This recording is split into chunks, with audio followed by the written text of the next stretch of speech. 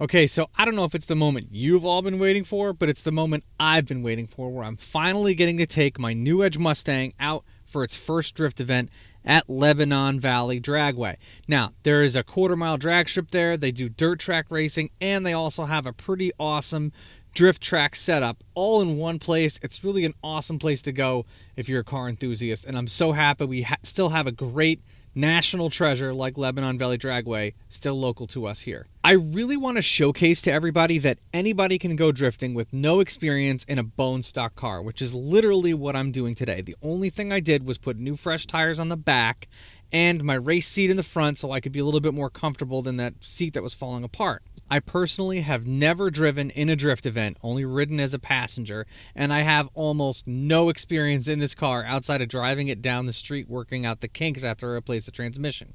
The great thing about the drift community is, though, everybody is super helpful, and I really want to be like a sponge and listen to everybody's feedback. My first ever pass, I just wanted to get a feel for the car. I didn't even clutch kick it at all, but here I'm going to show it to you anyway. First time, let's see how bad I am.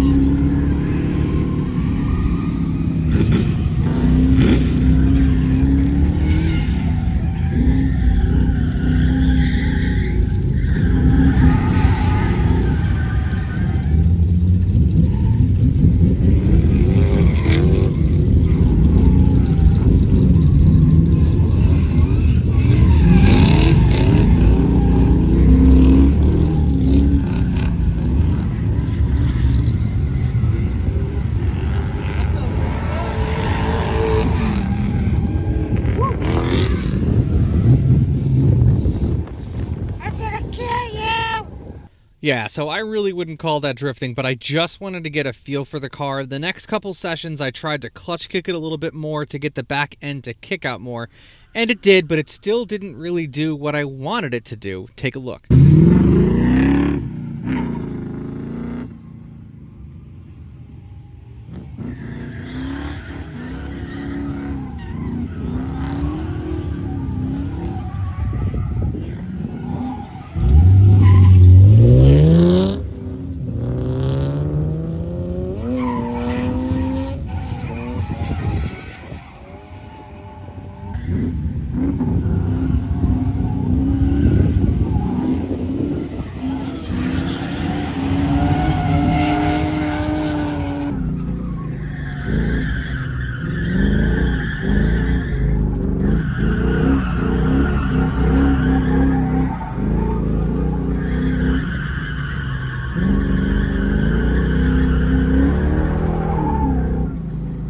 So that was about as good as I could get the car for the rest of the day. It was a little frustrating because it got progressively worse, and I really couldn't figure out why.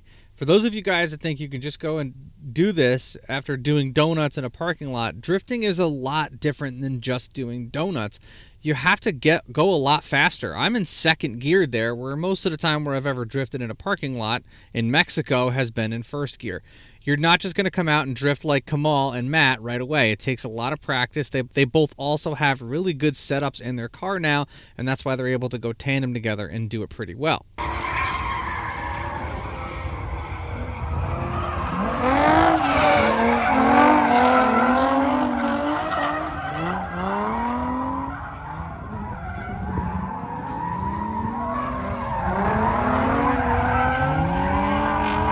So some of the feedback that I was getting from some of the seasoned vets there was that I wasn't clutch kicking early enough, and the car had a lot of body roll, and I wasn't going fast enough. So those are things that can be fixed both with practice and with modifications.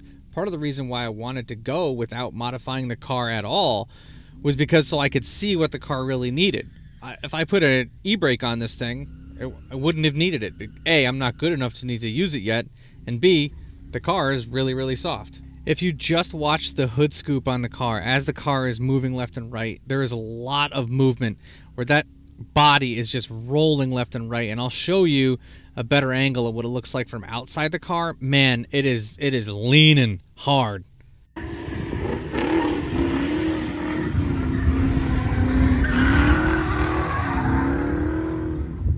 Yeah, I'm going to play it back so you guys can see that again. Holy cow, look at that body leaning over. I mean, it is just hunched.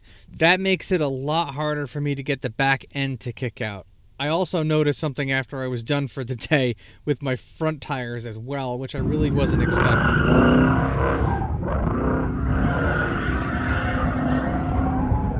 So I played it safe and ended the day there because I didn't want to push it anymore, and I'll show you the exact reason why I didn't want to go do another session in the car for the rest of the day. I mean, I really thought I would be destroying my rear tires, but man, these are obviously old tires, and they were dry rotted to begin with, but they really started to come apart. I mean, look, there's just chunks of stuff missing. The tires themselves were just starting to really come apart. So I stopped the day there because I didn't have anything else to replace them with. Part of the reason why the car was scrubbing and pushing so hard is because it just was getting no grip on these tires. This is absolutely useless. So getting a better set of nice tires for the front are definitely going to be what this car is going to need for me to keep it out sideways, because every time I stabbed the throttle, the car just pushed. And this is part of the reason why. Coilover is another reason why.